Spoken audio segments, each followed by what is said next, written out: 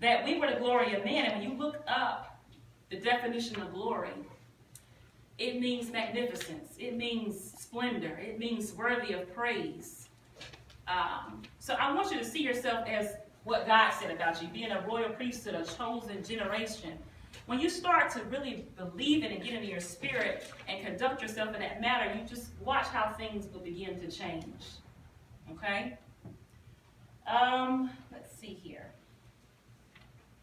Another thing that we have to learn to do, as well as speaking positive, and I'm going to say this one thing too, is that if you can't find it in your heart to say something positive, Proverbs said a fool was counted wise when his words were few.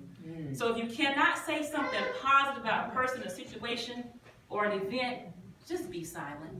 It won't hurt anything. Just be silent. Sometimes we feel like we got to have the last word. We got to do this and that. Let God fight the battle. Because when you get into it, then he just, okay, whatever your outcome is, that's your outcome. But y'all know God don't play when you mess with his children. Just like you don't play somebody that's with your children. It's not going down like that. You know it's not going to go down like that with God.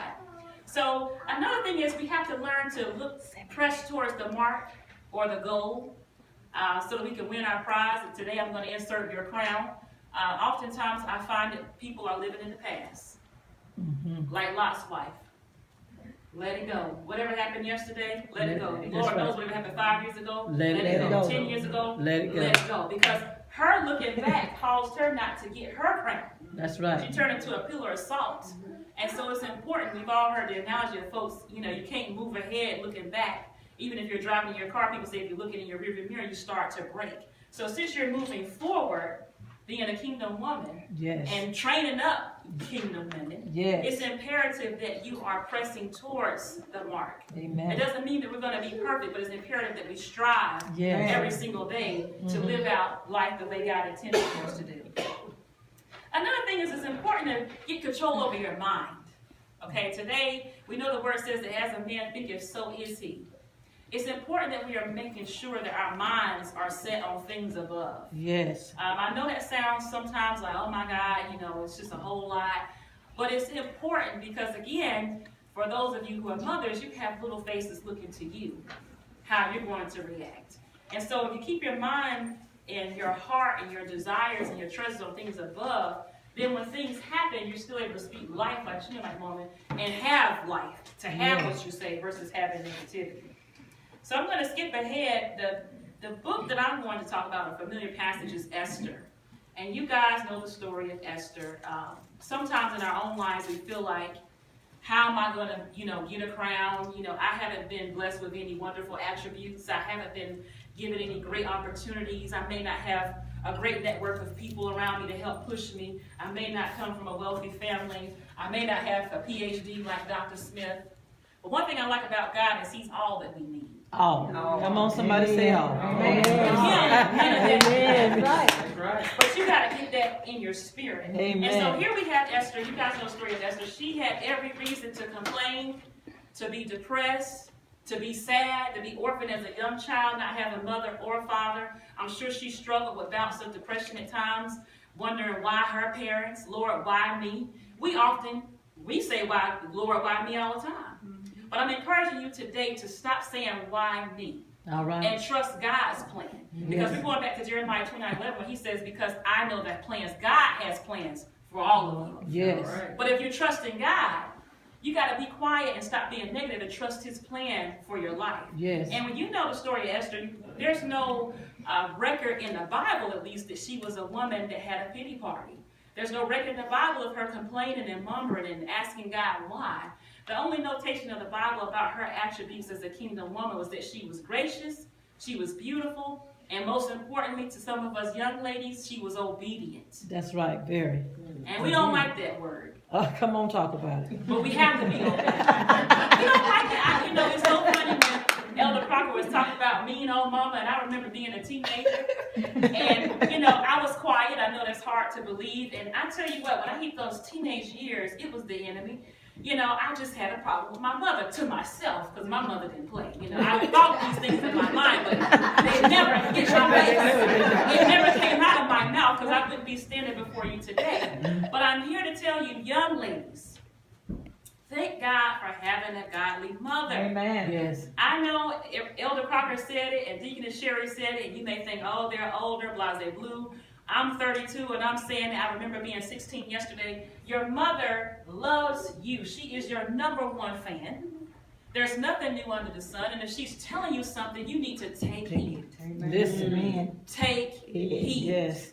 The Bible says in a multitude of counsels there is safety. Yes. When you're young, you think you know everything. You know, you got your Don't little know nothing, hormones, you don't got know your little bumps and bumps. You don't know nothing. No. You don't see the danger that's around. Your mother is trying to protect you. Yes. She's almost like a bow and you're the arrow. That's right. She's trying to pull you as high up as she can to the stars. Yes. So she wants you to go further than her. Yes. But if you're Amen.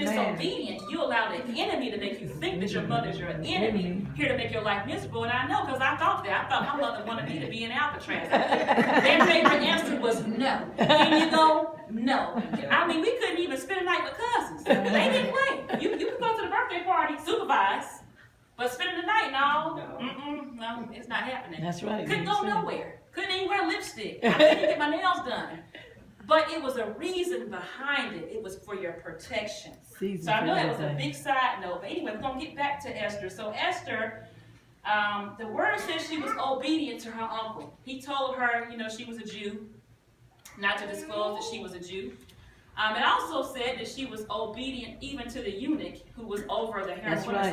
So let's go to Esther. Because Esther, let's see, let me pull it up one moment. I had it up earlier.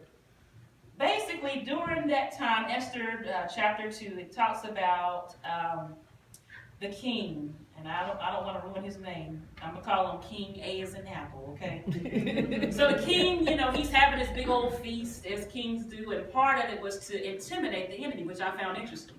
Because the enemy, or not even just the enemy, but other kingdoms, they come around just to kind of be nosy. You know how people do today, young people? You want to shine on them, stun on them. So the king was having a feast to stunt, And part of that increased fear in smaller kingdoms to say, oh, we can't come against him, all this glory he had. Mm-hmm. So they had the wine running and, all the food and the feasting. And so to get back to the obedience factor is that he had a queen. The king did. Vashti. Her name was King Vashti, and she was very beautiful to behold. And I'm getting back to the obedience thing because while Esther's obedience allowed her to attain her crown, Vashti's disobedience allowed her to lose the crown. Yeah. Now, I don't know what's worse, to get the crown and lose it, or to never attain it. But nevertheless, obedience is better than sacrifice. And so because of Esther's obedience to her uncle, or I'm going to call him Mordecai, and also the obedience to the eunuch who was over the harem of women, so because of Vashti's disobedience, the king was embarrassed probably more than anything. Right. And so then they was afraid that, oh my God, this is setting a bad example. Like my mother used to say when I was growing up, evil communication corrupts good manners. So you know how it is. You can't let your children hang around everybody. That's right. You can't hang around everybody. Can't do it. If you're not careful, you'll be picking up their mannerisms and euphemisms and that's right. bad behaviors. Yes. So because King, she summons her to come and just behold the people with her beauty, and she said, no, they said, oh, Lord, no, we got to do something about this. Because all the other wives going to think, if she didn't come to the king, I'm certainly not coming to Ray Ray and Pookie. When he calls me, she's not going to happen. So they said, well, what must be done? And so the king, they decided, what, we got to get rid of her. She got to go. So that's how the door was open for Esther to come on the scene. But how many know that one thing I like about God, again, this plan, because God had the original plan for Esther to be the queen, I want you guys to be encouraged to know that no matter where you are in your process, we're all in process. It's like a piece of china. You start off as a worthless lump of clay.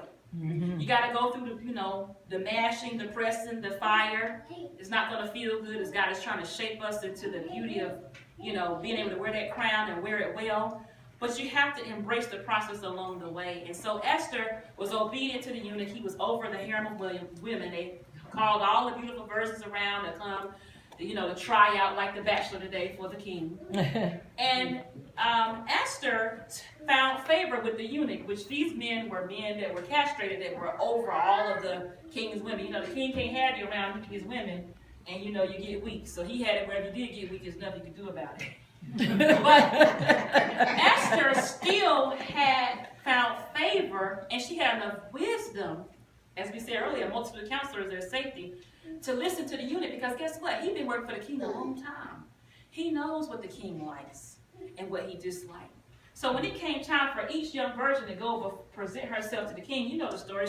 Everybody got to prepare for 12 months, 6 months in oils, 6 months in perfumes. I imagine they was just eating the best of fruit and vegetables so their skin would be glowing and their hair is shiny. And so she only took, everybody could take whatever they wanted to when they went to meet the king. She only took what the eunuch recommended her to take. That's right. She had wisdom.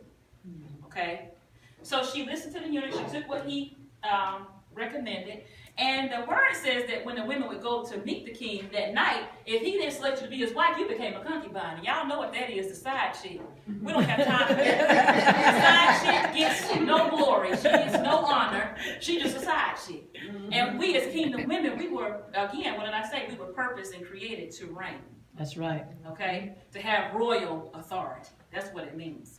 So anyhow, because not only did she listen to her uncle, and she listened to the eunuch, but I want to say too that the glory was upon her. Yes. Because she was glory. See, unlike the other women, they were probably not women of God.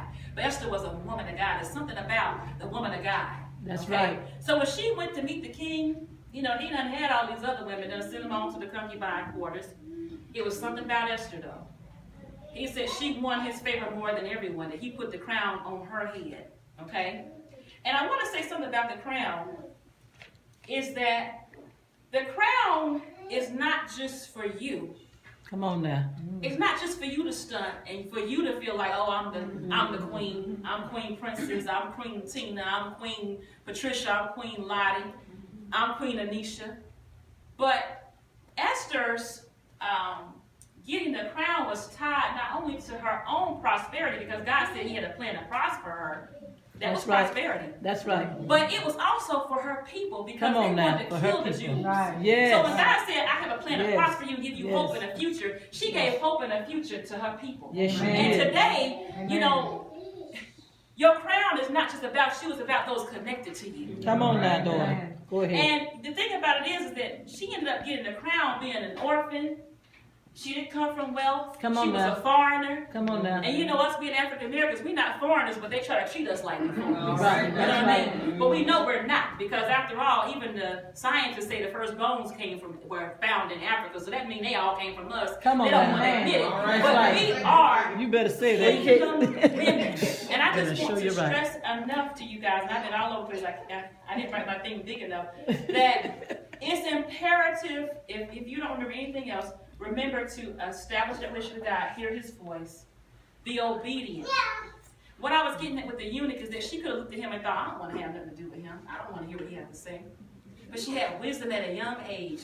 Get wisdom at a young age. Get wisdom at an old age. Get your wisdom. That's right. Come on now. Wisdom. Come on now. That's right. Get wisdom. And not only that, listen to the voice of God. Amen. God has placed people around you, your parents, your mother, or even others around you to help push you into your promise. See, the eunuch helped push Esther into her promise, but she had enough wisdom to hear what he had to say. Okay? So I just want you guys to be encouraged today. I want you to understand that if you commit your ways to him, the plan that he has for your life, to prosper you, to give you hope, and to give you a future, it's going to come to pass. That's right. But you got to commit your ways to him. Yes. You can't complain. Yes. You can't look in the past. Yes. And you got to be obedient. Yes. Okay? So don't let disobedience cost you your crown. Because remember, the crown is just not for you, but again, it's for those connected to you. Okay? And that's all I have to say, ladies. God bless you. I want to say, there's one more thing. I want to say Happy Mother's Day. Especially to my mother. Thank God for her. I rise up and call her blessed. She is a great woman of God. She set an example. I pray God one day that if I'm blessed to become a mother, that I'm half the mother she's been to us. I want to say Happy Mother's Day to my baby sister over there that looks 19 and she's grown. Everybody always thought she was my child, so the struggle is real. But I want to say to the oldest mother in here today, I do have a gift for you. I'm not going to ask you your age, But for the oldest one, if you would stand up, I have a small gift. I want to give you a gift while you're here. To the younger ladies, make sure that your mother knows that you love her.